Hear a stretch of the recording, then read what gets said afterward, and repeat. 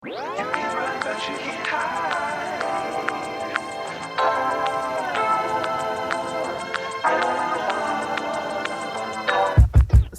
we back. Y'all know what to do. Like, share, follow. Share this with somebody. It's gonna be real good. We gonna talk absolutely real and get straight to the point. First, I do have an icebreaker question, and I want to first introduce Mr. Isaiah. What's happening? Johnson here, Mr. Isaiah, the chef, father. What else you do? Future therapist, chef, father. That's important. church stuff. We already know that. Church stuff. Just a regular old guy who will help whoever, whenever. Just a listener here at times, even though I like standing myself. You like standing? Me too. Oh my God. I do got an icebreaker question. As a chef, what is your favorite dish to cook? Everybody asks me that. You gonna get the same answer. Whatever I put my hands on. You don't have a favorite dish?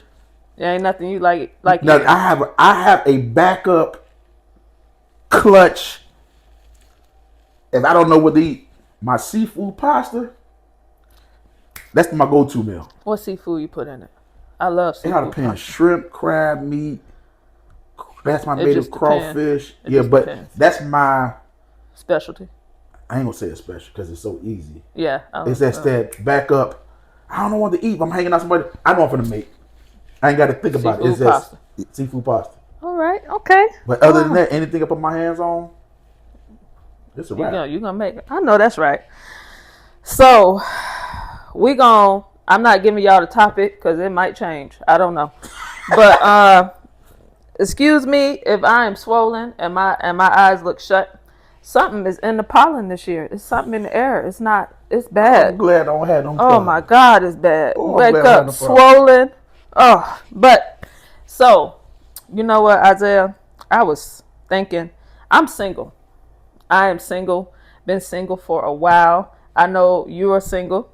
And I want to say you've mastered singleness, but you might disagree with me. What does that mean? You can't. How you master it? How you master singleness? Yeah. Like self-esteem, confidence. Not mastering as in you don't make mistakes. Oh shoot! I'm about to say cut the podcast now, Jack. Cause I'm not talking about that. I ain't say me, oh Lord, it's me. Okay. I ain't say perfect. I said like just mastering it. Like I feel like you know how to. If you do, like for example, if you do make a mistake, you know how to get back up, go back, get back to yourself. And I have a lot of single people in the audience, and they've been waiting for a singleness episode since season 1. I'm like, look, I ain't mastered it yet. Ain't used to it, don't like it, but I want to talk about all of that, and I want to get into your history. How much history do I get into now? Cause I want to. It's some files I'm not opening up. You're not gonna open up the files. It's some G15 classified files that I'm not. I go as far as I can, but it's what you ask now. So, have you ever been married? I got married right after high school. Right after I joined the Marine Corps in 1995. How old were you? That's young then. 19, 18, 19. I was turning 19 that year. Yeah, because I graduated in 94. And I supposed to have left right after graduation, but I ended up going a year later. And the funny thing is, the girl I married, it's funny when you're not saved, but God knows what He have on your life. She was a good friend of mine. We were like good friends, twins.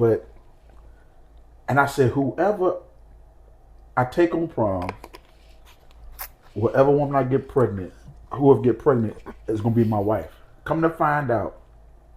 Wait, stop right there. Why would you say that? Why would you? Whoever I get pregnant. Because for one, so you went in knowing you finna get somebody pregnant.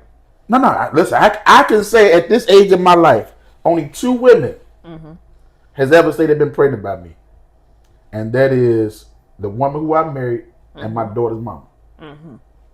Now, two out of a whole lot is a miracle. Especially if anybody know me before and leave it alone. Okay, so You at prom, whoever you I said whoever I take on prom is the woman I marry, her baby. Some along those lines. We go to prom wearing all white. all white at a prom. All white at a prom. Like, I didn't know what the heck we was doing. All white.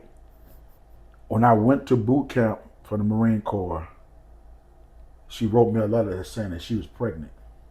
I'm like, all right, cool. Because it's something I already said. Oh, okay, true. You did say that. I already had said. And just so happened the day I graduated boot camp, August the 11th, 1995, my homeboy picked me from the airport. He said, I got to take you somewhere. It's the same day she had a stillborn. And she was like, you said, I said, I'm a man of my words. So right after that, we got married. Now, how long it lasts is the question. Yeah, that's my next one. It lasts a few months. Why did it? Because I at that time at 18, we talking about 30 years ago. Telling my age. I did not fully understand you got to get over the last person before starting something new. So were you trying to get over the last person with? I didn't know I was over that person because we was friends. The person who I cheated with, we was friends after the fact. But it got caught up on one day. It was caught up on the moment. And it just happened. I ain't said it. It's one of those. Premeditated? It wasn't even premeditated. You ever dated somebody, been around somebody, but y'all never crossed no lines? And then later on, the conversation come up, and then that moment hit is like, we finna cross the line. So that's how it was. So why did the marriage end so like just a few months? We was young. I messed around and fool with my ex. She went and fool with her ex. Y'all cheated on each other? Cheated on each other. And then right after that, during that time frame, I was living in Okinawa, Japan in 1996. So I was gone for a year. So overseas. I'm overseas. So, and at the time, yeah, it was what it was. So, and we laugh about it till this day.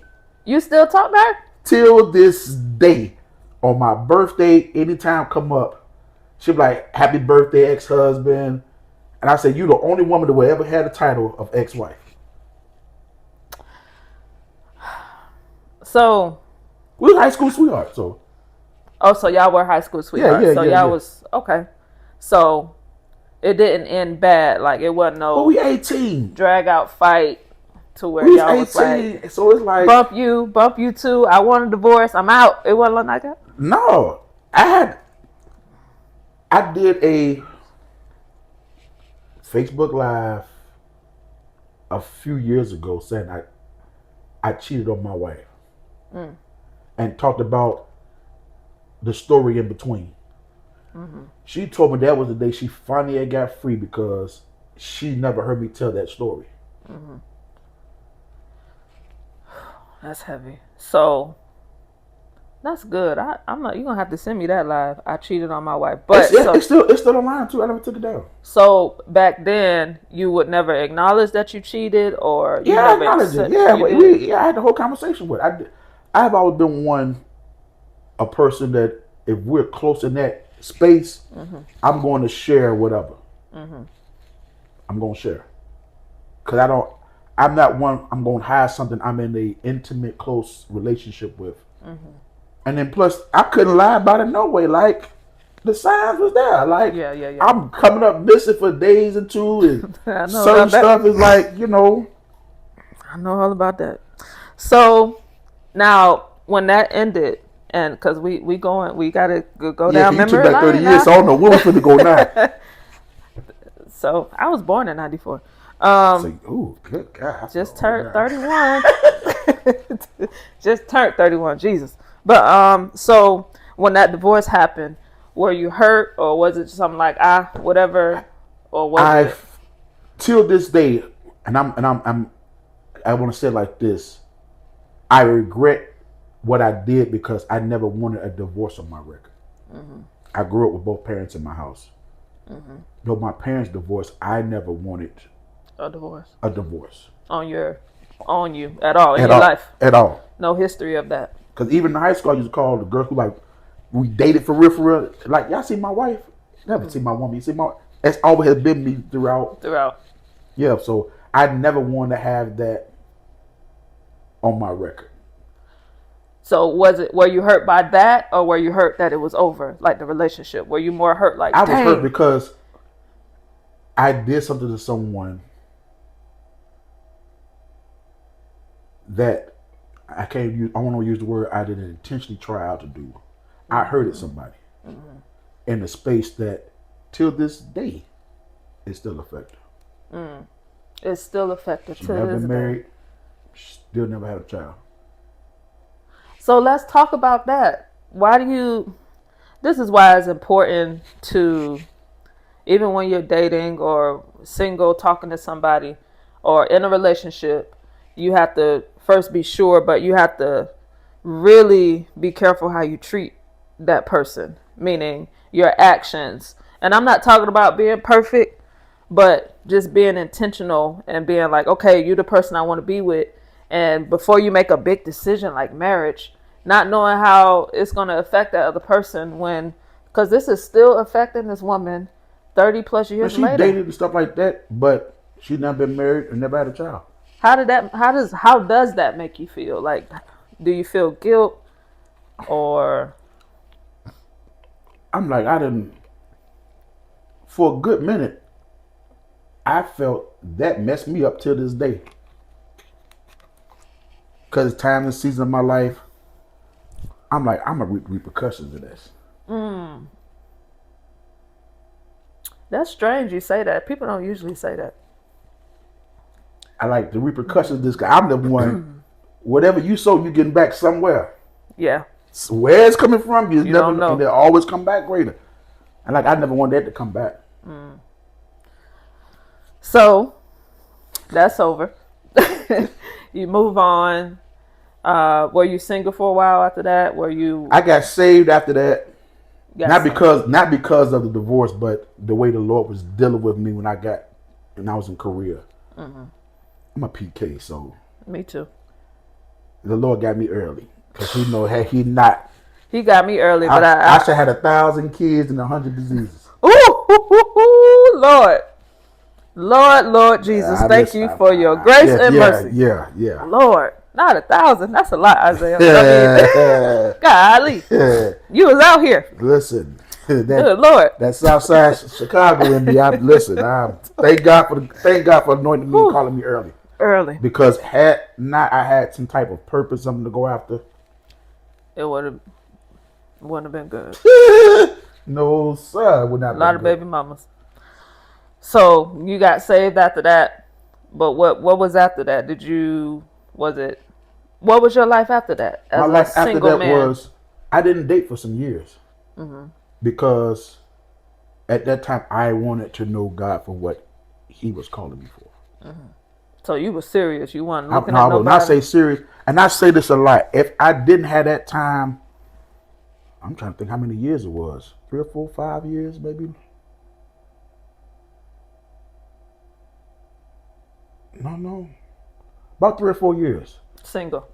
Like, when I say single, I mean 100% single. No. And I say to this day, if I never had them years to myself knowing God, I don't think I would have had the longevity I've had coming almost 30 years of ministry. I don't believe I would have had that. And then the intensity of it. Because the people God had allowed me to speak to, preach to, know the magnitude of it, I don't think I would have had that had I been trying to look for somebody, a wife or whatever. So you were pastoring. But we're not going to indulge in that. But you were pastoring. But okay, after those years, you just remained single. What was it like being a single pastor? What was that like, looking for a wife? I know them. You know, church. Let me tangent. You know, these church women. Listen, I'm glad you said it. And I don't have to. Something. Listen to me. Let them find out a minister or a pastor or deacon even is single. They turn into the most desperate. would do anything to Anything. get with that man. And it's always in ministry. I've seen it never fails. I'm like, why y'all weren't studying that man before he was just out here cleaning the bathroom? Now he's, here and you want him so bad. I just had to go on that. That's so weird to me. I'm glad it's in the church, but it does happen. Most women are attracted to the authority. Attracted to the position, whether it be a governor, president, any CEO. It's that it comes with some type of authority. It comes with a certain command. It comes with a certain aura that it seems to be attractive, in that space. It is attractive. And most people don't. That's why a lot of men fall in that area, because it's you. To answer your question, integrity. Explain Integrity. That. You never just got tempted to just. I ain't gonna never say that. Temptation is always around. I don't know. The temptation ain't the problem. It's how you deal with it. It's how you deal with integrity. Is, do I love God more than what's being presented? Remember one time, it's clear, and some of my spiritual daughters laugh about this. I was at our church doing altar call, and there's a particular female that used to come out of church because they like me, so they come to the altar trying to be all spiritual. Fake it. So I pray. That woman didn't need no they prayer. fall out, legs wide open.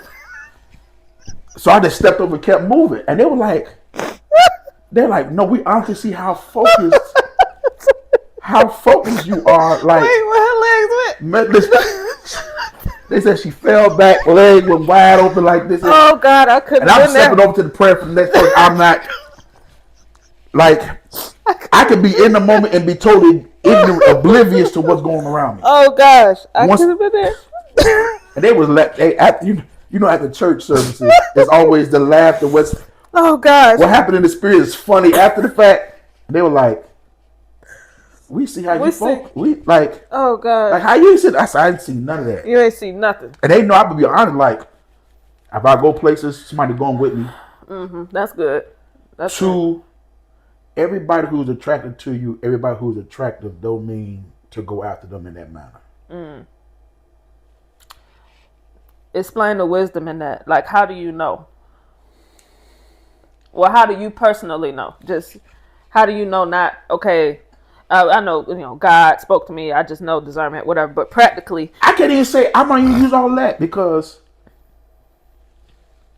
I went to high school we had 4,000+ students. My freshman class was 1,200 plus. Wow. So being around people all the time don't mean every hole need to be plugged up. That's it. Yeah. That's good.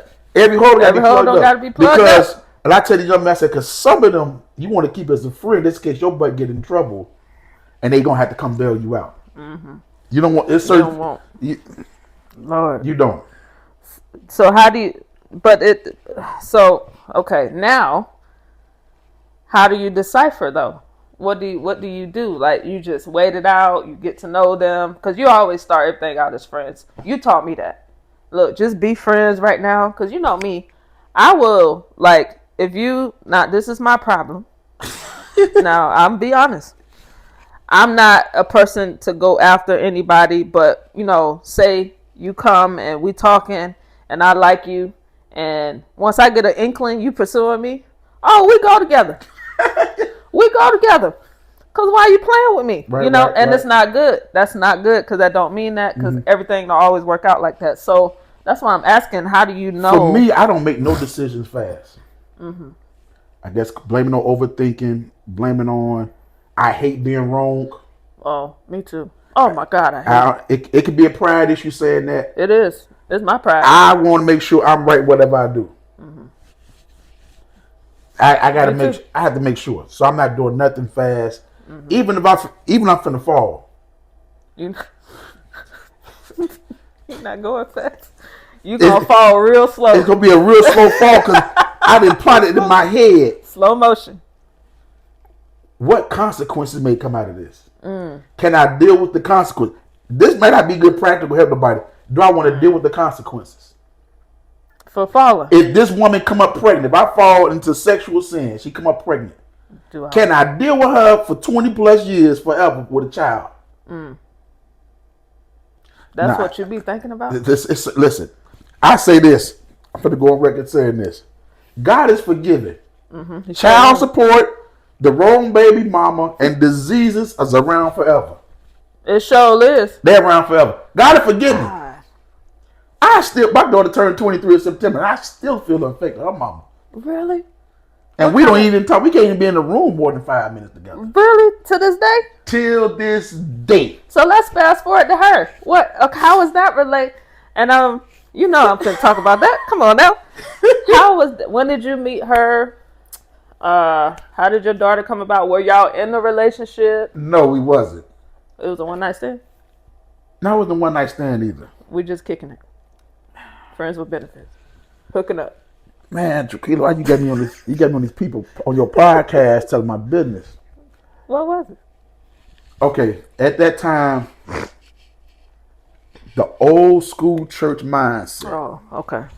Yeah. You a preacher, you need a wife, yada, yada, yada. Oh, I hate that. Our first conversation, our first conversation was fussing about he that findeth a wife. What was the fuss about? The fuss was, her thing was, a man shouldn't look. Yeah. That don't make sense. Sorry. I know. And because it didn't make sense, the same thing I said in my head, I should have knew right then and there. You should have known to right walk away. That was 5 red flags and 1. It was something. You missed it. You missed the flag. I missed the flag because in high school they used to call me prejudice. Why? Because I wouldn't date nobody who wasn't light skinned. Ooh. But Isaiah. the wife I married, she light skinned. I know she. Okay, before that she was chocolate. The woman I married was chocolate. Now your daughter light skinned. So this one light skinned? Yeah, her mom light skinned. Yep. That preference had me hooked. So the old school church, you're a preacher, so yeah. Man, I said the scriptures say clearly, he that findeth. You gotta find. Her thing is, I'm saying this on purpose because a lot of people think this way. Oh, you should be out there looking. No. He that find would mean there's a look. There is something you must do. The two people must do. We put the blame on God too often times when we have free choice. So we got into that fuss of what the scriptures say. He that find no God bring people. I said no. That was the first conversation we had, debate. I won't say argument, debate. And I should have knew right then and there. Right there, that wasn't gone. But she came and visit one day, and she was fine. I know that's right. That was my next question. Yeah, she was fine. Glad you was honest. Yeah, I mean, look at my daughter. She was fine. Your daughter's beautiful. And I'm gonna say like this in short: Christmas to New Year's, I consecrate. I consecrate Christmas to New Year's now. Because she came to visit and I played Santa Claus. After 3 months of knowing each other. And she told me she prayed, and I said, now, God dog Lord, now I just been in these streets now, and I get caught by this one. Wow. While you were pastoring? No, I didn't. You weren't pastoring at that time? It before I started pastoring. And I'm glad that it happened then than afterwards. So this was, okay. My daughter born in 2002, so I didn't start pastoring until 2004. Oh, okay. So she pregnant now. What you thinking? Well, I thought the world had ended. You thought the world? I thought God had fired me. I thought God was done with me. Everything. Until I checked into the Navy in Virginia, and like 2 weeks later, we was going out to sea. And I'll forget my homeboy. He pastored in Louisiana right now, Dragon, Senegal. I'll never forget. He was a heathen then. But he's a PK, but he was a heathen then. And at the blue, he like, man, you ain't the first preacher that had no child. Get over it. Get back to do what God say do. That freed you, didn't it?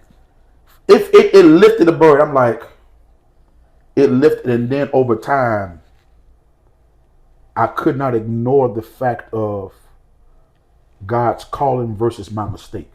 If I had lingered in the mistake, I probably would have made another one.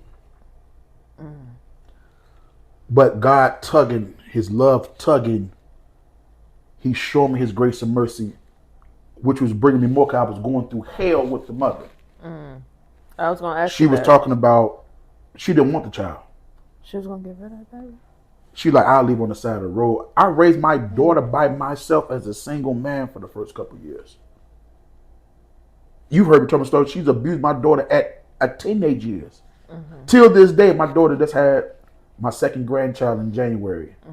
And her mom to this day, they don't stay far from each other. Do not even come see her. So I can only. So what was it like after shoot? So you were a single father. So, that's hell. So just having to talk to this person because that's your baby mama. We never talked. It was How always. y'all didn't talk with the It didn't. It was child support money. I'm making sure my daughter taken care of. Trying to see because we 4 hours apart from each other. Okay. So it's like I went through hell. I went through hell. And it caused me not to want to deal with nobody. And I think I need to say this. It caused me to say some stuff that impacted my life till this day. Those words. Manifest. Because I did not know. And I was talking to my dad one day. I'm like, I'm done with women. He said, you who? You what? Yeah, that's. And he said, you not having sex? I said, no. He said, well, you're not done with women then. He said, because I know you're not gay. You're right. Right. I said, no, I got that. I said, that ain't the issue. That ain't the issue. He said, you got to be careful what you say. And I not knowing at that time on retracting words what it would cause. But so that one woman made you, as much as hell she put it made me define a whole lot of stuff. I'm like, I don't want to ever have these feelings again. I never want to go through this ever again. What were some of the feelings though? Did you love her? We never had a relationship to love. So what were the feelings that you were wrestling with? From the hell she brought me through? Here is a child. Most people know of men leaving the child. You don't hear many mothers leaving the child. No, not many. So what sound crazy, what women experience with a man leaving is what I experienced. She would hide my daughter. I'm fighting court systems. I'm a natural father. By the time my daughter was born, I've already had one grandchild. Not grandchild, a godchild. Who I'm there in their life for. From my dad talk. My dad raised that father, it stole something from me. So I'm pastoring, helping everybody else's kids. And I'm fighting to see my own that I brought into this world. So it brought an anger. It brought a regret. Like, I'm not finna, do this again. No, I'm not doing, no. So married? No, I'm not, no. You didn't want marriage. A prophetess sister of mine, like, she was my marriage, she said, them words gonna catch up with you. You have to be careful, especially with the grace on your life. You have to be careful. Yeah. Of what you say. Of what I say. Because you live out those words not knowing, because the enemy knows, and I ain't trying to preach. No. Go ahead. The enemy knows what you say at certain times is going to affect you when you're ready to walk into your season. That's good. Those words become enemy at the gate as you're ready to walk into a season. Because you got fear you're living with. You have the feeling of, am I enough? Yeah. You're fighting. Because you initially covered this. I don't know, you want to let them know the pain of the wait. Oh, yeah. The pain in waiting. The pain in waiting is not always waiting on God. It's the pain of knowing my circumstance of my mistakes. Oh, explain that. Because explain that. People often say they're waiting on God. 95% of people are lying. Why are they lying? Why are you waiting on God when he gave you permission and authority to do stuff in the earth already? What you waiting on him for? If you're waiting on him, then that's to say it negates faith. Faith allows you to do what? Do what's not being seen. Not waiting on God to do it. If God is doing everything, what you have faith for? We don't need it. We wouldn't need faith. So therefore people are hiding that because they don't want to make a decision. They're hiding it because they don't want to relive certain things that they decided to do. Mm-hmm. That's a pain in that. Yeah. I don't want to live that over again. But yet at the same time, it's a pain of the fear part. I want to, but I don't. You conflicted. Yeah. It creates cognitive dissonance. Mm-hmm. It creates two different things, and you living in your head, double-mindedness, as the scriptures say. Yeah, that's double-minded. And so that's a pain by itself in waiting. Mm-hmm. Not waiting on God. It's me. Can I trust me? I don't trust me. Mm. It's the pain in waiting of when I do get it right, now somebody's seeing the difference. I got to explain myself over again on my team. It's the pain of who finna leave me again. Mm. Not to add, and I'm talking for me, already fighting rejection and abandonment. Mm-hmm. I fight that too, real deeply. Fighting it. There's a clip I seen on TikTok last night. What movie was it from? Oh my God, I can't think of what movie it's from. It's from a TV show. Mm-hmm. Oh my God. Let's snatch it. The show this came to my head. The dude that played football, All American. Spencer James. Spencer James said this. He said, I know people make decisions to leave. He said, but in my head, I could not grasp of them being gone. Oh, paraphrasing. He like, I know people have to go. Mm-hmm. He said, but in my head, because I'm so used to people leaving, I can't regulate that they're gone. So it's like nobody stays long enough. Mm. So I'm dealing with that. Imagine in the military, people coming and leaving, coming and leaving. So I'm used to people coming and leaving, coming and leaving. I'm used to it. Mm-hmm. Yeah. Ministry, people coming and leaving. So especially as a pastor. Coming and leaving. At what point do somebody stay long enough? Mm. At what point, at my very best, do somebody say, I'm going to ride this out? And that's a weight. That's a weight. Pain, though. Not just WAIT, WEIGHT. Yes. There's a weight. There's a burden. That sits there because it almost feeds a sense of I'm not good enough because nobody stays. Yeah. I can count people who've been friends consistently over years. Mm-hmm. So on the few, when I say consistent, I mean consistently over years. On one hand. Mm-hmm. So that pain of the weight is an agony that comes with me looking at myself in the mirror and having confidence again. Yeah. Because I was a person, even in my younger years, I laugh, giggle, and be like, for a moment. After that, I'm going to my corner. Mm-hmm. I'll be like a party for a minute, and I go to my corner. Mm-hmm. There's nobody who I wanted to meet I didn't get a chance to know. Mm-hmm. Being single, I ain't never had a problem finding nobody. Mm-hmm. I ain't the problem about. They ain't never. Isaiah, he just ain't never had that problem. Uh-huh. It's just a matter of, am I good enough for them to see the value of me to stay? You know, that's my issue with dating. I don't like people don't realize dating is painful. When you, not painful as in you falling for this person too soon and all of that. It's not that painful as in it's exhausting. I get tired of saying, hey, my name is Jaquilla. What's your name? What's your favorite color? Oh, what you like to do for fun? I'm so sick of having that conversation. And then it's like when you get start liking them just a little bit and you feel like it's going good, and then either God or life tell them, that wasn't it. I'm like, it's a little bit of pain with that, because it's like now I got to reset my heart. A person like me, now everybody may not have this problem, but with my life and my trauma, I have to reset my heart.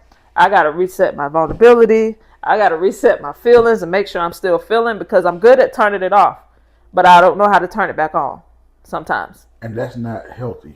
It's not. And the thing of it is, and I think we had this conversation before, managing expectations. I'm not going to turn it off. Mm-hmm. I have to manage and not put as Bernie Mac would say, don't put 100 on 10. Yeah. You have to put. You can't put 100 on 10.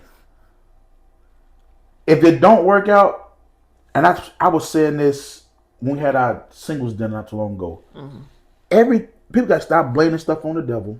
Sure, please. And stop blaming things on God when it work out. Sometimes two people just don't work. Yeah. It ain't got nothing to do with God or the devil. It just doesn't work. Don't work.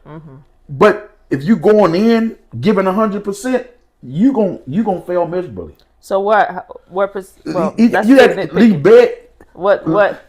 How should you go in?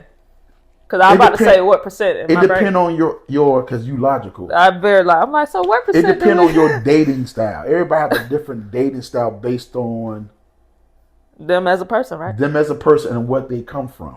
So what's your dating style? Man, you got to ask me this on camera like that. I sure will. We need some help. I can't. I want to tell mine. We need some help. Give me an example then. Okay, yeah. Give me an example. Don't tell me because you. Here's something logical that works. Because of how I know people, I get to know people without getting to know them one-on-one. How you do that? That's being cordial. That's being regular conversation. So cordial, but you being observant. I'm paying attention. I'm observant. This person like this, we talking. This is a circle of people. Not even dating. It's just knowing. A social. Yeah, just getting to know people. Then there's always certain people who just pull on you more than others. Yeah, true that. Okay. So because we initially draw who we are. Then there's times I have to challenge myself. That's because I wasn't attractive in this area. That had something else. Let me get out of me to try something different. Yeah. That what? The question. I hope I got it answered. Lord, okay. A lot of people have this question, and this is an ongoing debate. I'm trying to ask it the right way. I think I know you're finna go. If dude is unfortunate looking, wait, all God's children are beautiful. All God's children. I can't find no scripture for that. I can't find no scripture for that. I'm sorry. All God's children are beautiful. In His eyes. In His eyes. In His eyes. According to the world standard, if they're unfortunate looking, you know what I feel like sometimes, and I might be totally wrong. Okay. I might be wrong, so wrong, but this is what I'm perceiving. Sometimes in my little unhealthy brain, sometimes when it comes to this area. It seems like this, not true. It seems like men, y'all are visual, right? Am I wrong? Y'all are visual? Yeah. More than women, y'all are visual. Yeah.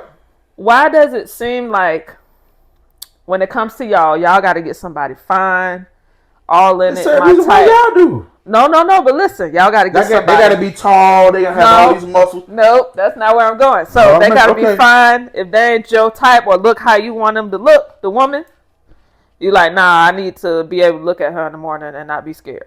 I get that. But when it comes to us, not you now, I'm just speaking, I might be wrong. Why does it feel like when it comes to y'all, not everybody. It seems like, okay, we got to ignore the physical, but we need to look at the inside of y'all. That? The world. Well, yeah, I start listening to the world because women that I know, the women that I know, I can't. They don't go by them standards. They like what they like the way they like it. So what is the disconnect here? How do we preference? That's where I'm going. What's the question? Like, I know what I want to ask in my head. I'm trying to puzzle it together. So I will ask this question. Okay. In fact, I might have asked you, where did the preference come from? You did a challenge like that with the group. You did the challenge. Where did the preference come from? And I'm scared to tell you where mine came from. But I'm going to tell it because it's my show. So, my preference. So, me, I'm different. My life, I was in homosexuality. I was with women. Very comfortable with women. Because of, that's what another tangent. I wish especially the church would be more patient with the gays, because not everybody is doing it because it's cool. Some people are like me. I was only dating women because of my trauma with men. You know, the brutal, whatever. I was afraid of men. Very, very scared of a man. I felt more comfortable with a woman. Not so much because... I'm gonna open the door with you saying that. Not so much because of physical. It was just like, no, I'm safe here. So yeah, I do whatever you want me to do. Let's have sex. Let's do what we want. All that stuff came with it. But now my preference as a man, just if you're looking at surface stuff, I like light skins, taller than me, all of that, dominance, a little jealousy, that unhealthy stuff. I like to feel possessed in a healthy way, but there's no healthy way to feel possessed. You see, now you gonna stay safe. Now you gonna stay safe. You see my double-mindedness? There's no way all of that stuff can be. Because let me throw it out there for. He got to take dominion of me. Oh God, I'm the Lord's property, but when I get married, take. I need dominance. So. No, but the truth of the matter is this. You say you wish the church had more patience. More patience. What the church do not deal with is the genesis of a thing. Explain that. Oh, this finna be good. Explain it. Whether it be homosexuality, lesbianism, sexual, whatever it is, a person doing whatever. No, most people do not ask, where did it start? That's the most question. people, can't say for all, do not just up and go out. It come from being molested, raped, sexually abused. The environment opened those doors. Yeah. You have sexual doors. For me, I would introduce to pornography at, what day was that? Me and my brothers was being nosy, sneaking out of our room, looking at the back room. While I put it out there, my dad was in the front room. Y'all were like teenagers? No. Younger than teen? Preteen? Preteen. And I'm younger like. Than 13. Younger than, I want to say about 8, 9, or 10. Oh, that's really early. That's really early. And imagine molested by my sister. Wow. Molested by a female babysitter. So me having my doggone escapades, cause I didn't see my dad doing it. My dad out with my mama for 16, 17 years of life. He came home every night. I never heard her say he was messing around nothing, so I don't know. Never heard, yeah. He always came home. My dad, if he wasn't home out of town on some retreat, conference, me and my brothers with him. So people do not excavate the genesis of the thing. You just stop doing it. You shouldn't do this. Why did it start? And where did it start? Where did it start? That's true. Where did it start? Because I'm going to say this.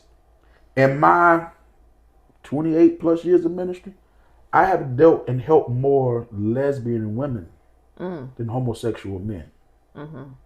Like whether they work, like for whatever, not saying they're attracted to me. I draw them. You draw them, yeah, because that's different. I draw them. And I'm like,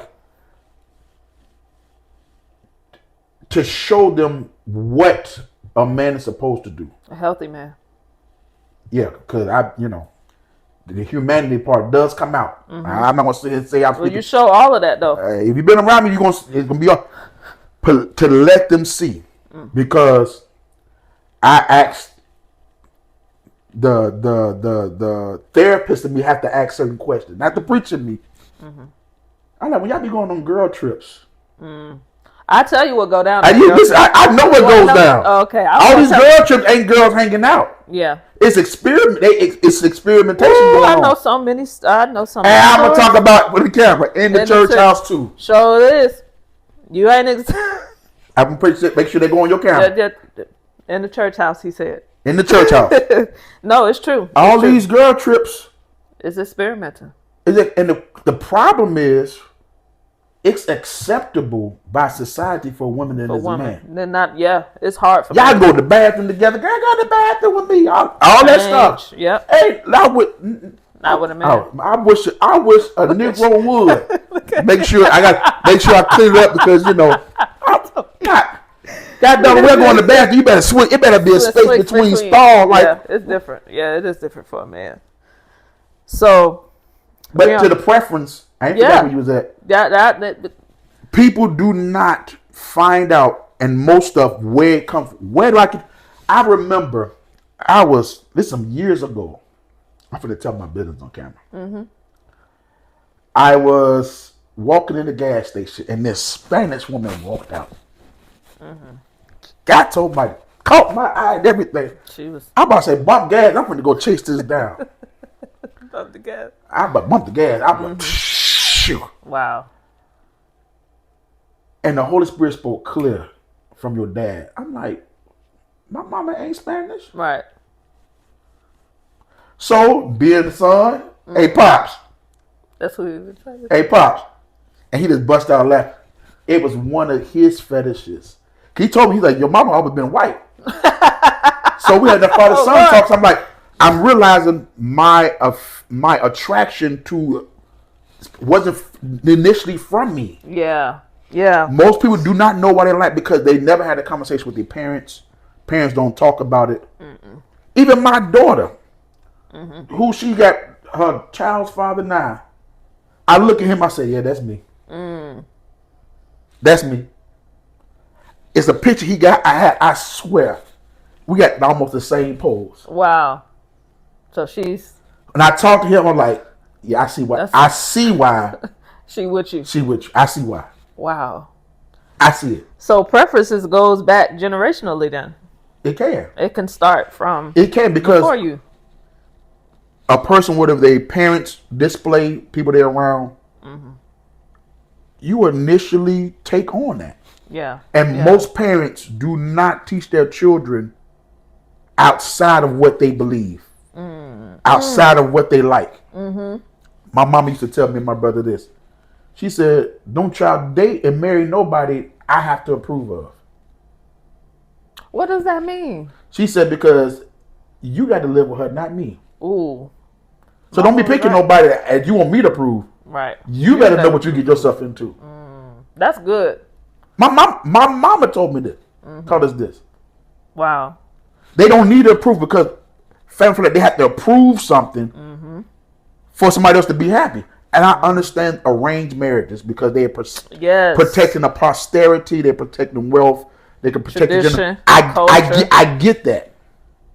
But at the same time, I can't. Why am I forcing my daughter? They need to have these certain things. Yeah. Like Bathsheba taught Solomon and the Proverbs 31 woman, per se, need to have these foundational quality things. Even Pastor K and the Apostle, because she need to have X, Y, and Z, da da da da. Not a certain look, certain quality based on who you are, what you're called to. Got to have these things. So would you date a woman that's not attractive to you, but got all the qualities? I have. So you woke up next to somebody you was not attracted, not woke up. What? Sorry. You went out with somebody every day. You're looking at that girl, that woman. Over time, certain things start lifting where you're not. That's not even a factor. Well, if she got bad teeth, we can go get that fixed. Okay. Well, you can't fix her nose. Well, if she got a nose, that's like. I'm asking because I'm trying to rewrite how I want to say what's in my head. No, I don't want you to. It's always something that keeps a person around. If they ain't got one thing, do they have something else? Right. So that they might be so. Look, it's okay. I'm gonna say it like this. You play video games? I do. You play? I like NBA Live, something like that. I play shooting games. Okay, have you played any game where you have to create a player? Oh yeah. Okay, good. You know how you can't have 100% in everything? No, they can't. So it may be 20% here, but you average it out to what's necessary. Right. For you. As the player. So as a person, it's like certain thing like that don't mean as much, but that right there means a lot. They may not look, but they stacked. You know, God bless. They you know. Yeah, but they got a certain conversation like, okay, I ain't got to worry about that. You know, it brings a different essence to it. Like, okay, it averages itself out to something else. Mm-hmm. There's some people who ain't attractive, but they voice just got me like, yeah, I'm a sucker for their voice. Mm-hmm. So it's something. It's always that keeps you. As far as the attraction. It's something. Yeah, it's something. You know, ain't nobody 100% ugly. I want 100%. Now imagine we talking about from mental, physical. Oh, I was just thinking about physical. See, I'm sorry. That's gonna keep a whole lot of folks single too. Yep, but no, there's nobody 100. It's all unless they're just a ugly person. Because even I'm gonna open this can. Even the people who are the most attractive are the most loneliest, mm-hmm. the most horniest. Oh yeah. The most what's the word I'm looking for? Sexually active, because nobody would think so but they feel empty because they ain't got nobody. So as we wrap up, 10 minutes or so I want to go into the realm. Okay, we in preferences. We got a full lesson on that. I don't know about y'all. I struggle in preference. No, people really have to. I struggle in that area. People really need to find out. They want to be successful long-term relationships. Mm-hmm. Now, next time I do this, be on the couch therapy. Got some of the invoices in. I know that's right. You have to find the genesis. Why do I like this kind of woman? Mm-hmm. Why do I like this kind of man? Mm-hmm. Where did it come from? Until a person confront that, it's not going. Because you're dealing with something without knowing where it comes from. Mm-hmm. So it's going to be, what's the word I'm looking for? It's like your perspective is skewed. That's the perfectly said. It's all off because you don't know where it come from. Right.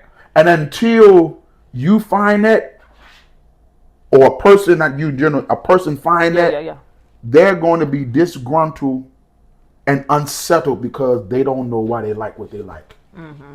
And you know what? Most of the time, our preferences don't work out for us. No. Lord, anyway you bless me, I'll be satisfied. They be lying. And then, Lord, you said anyway. Because it didn't come to via your preference. Right. And but I don't want to say that.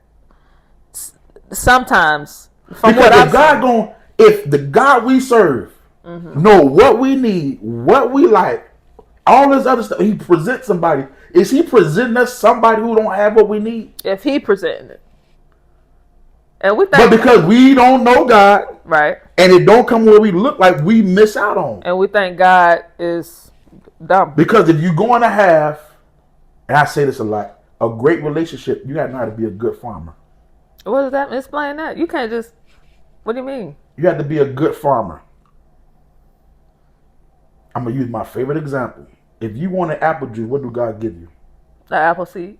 You heard it before. That's why. No, that's common sense. Oh, no, it's not. I'm sorry. A lot of people may not know that. He gonna give you a seed though. Most people don't see it that way. They looking for a cup of juice. Already made. I see. God's going to give you something. If God gave you everything the way you want it pulls him out because you don't need faith to keep it. Oh, that's good. You don't need faith to keep it. So why he's going to give you something that's going to edge him out? Wow. So he give you an apple seed. You got to plant the apple seed. Water. You have to wait till the apple seed grow into a tree. Mm-hmm. But you got to do your part. You have to do your part. You have to keep watering that seed. Mm-hmm. You have to keep watering that person. I'm not doing all that. You got to keep watering that person. Mm-hmm. Don't expect people to give you something you didn't sow into them first. Oh. I don't care what I think you know. I got to sow into you first. To slap your watch off your hand. So, oh my God. Why am I expecting something I never given to you? I don't care what I think you know. So you got to sow first. I told a friend this not too long ago. I know it's church is the Bible, but it's principle. The Bible is the Bible. We love him because he first loved us. Mm-hmm. That's the word. We do not want to be the first one to love. I sure don't. That's the truth. We are waiting.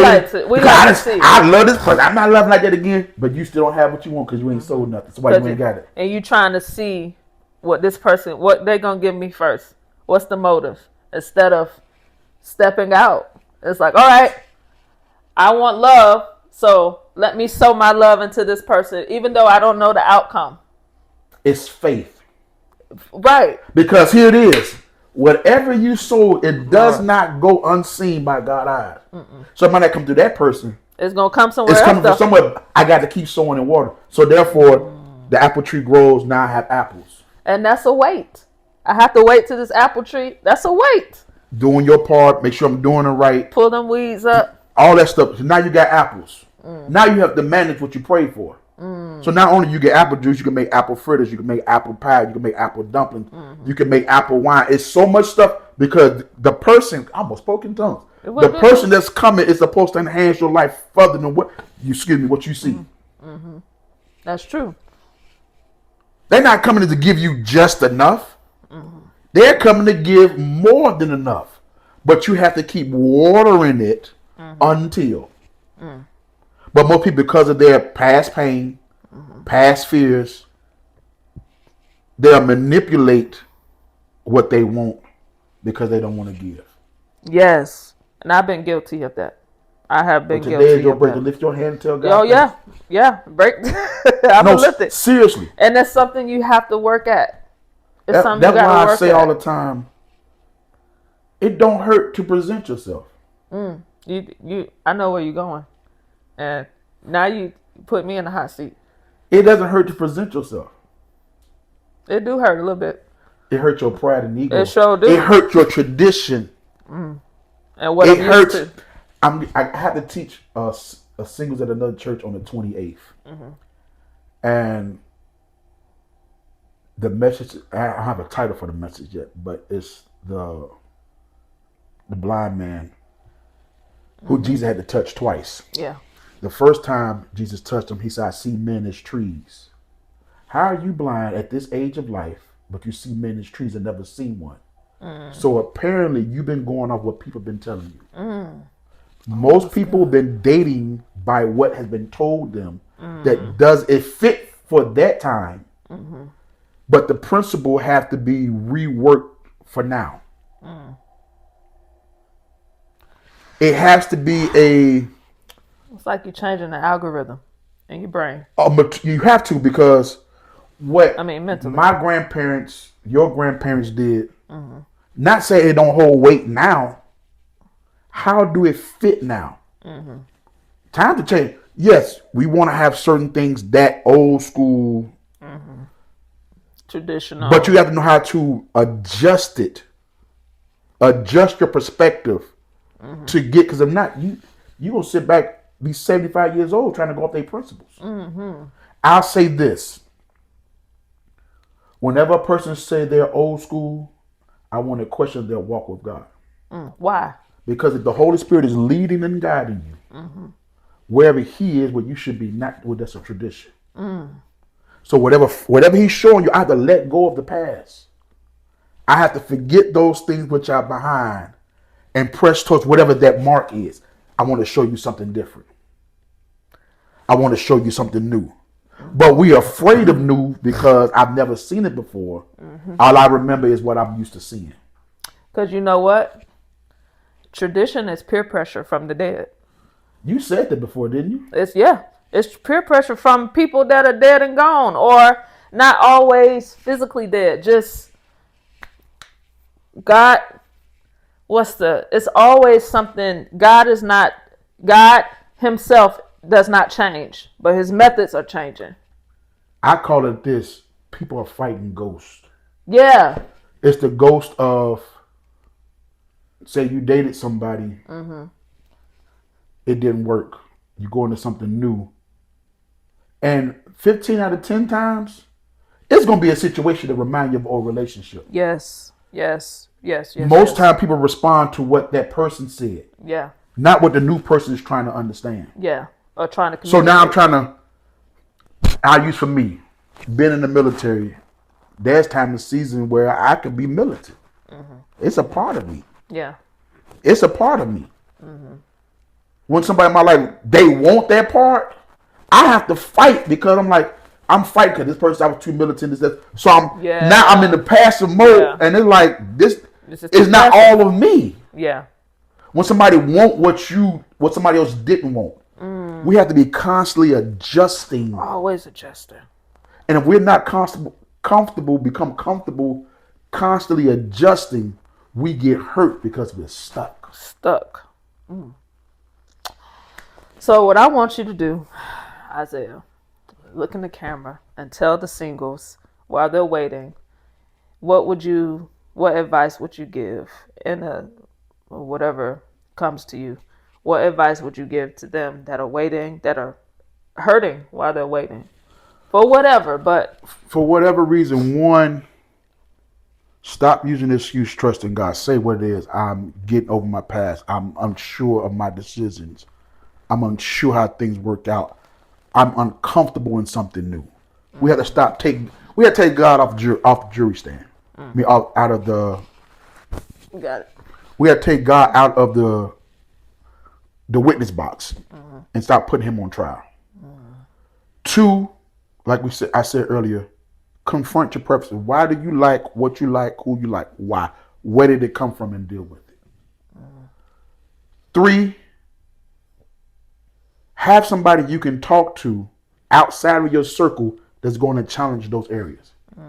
I like to say, for me personally, every area I become successful in, I had somebody to coach you. You can't be successful by yourself. That's unfortunate, ain't it? You can't be for people like us. I like being by myself. But I do have a circle of people. I need adults. I'm on my best friend.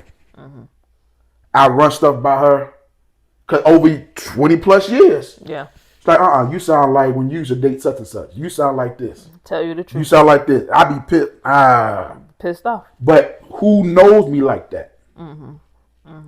You have somebody hold you, not this fake accountability, somebody who's going to tell you about yourself. Yeah. And help you adjust. Yeah. I can use the average spend time with God. You can spend time with God and still mess with people. Sure can. You can still mess with people. And be honest about what you want.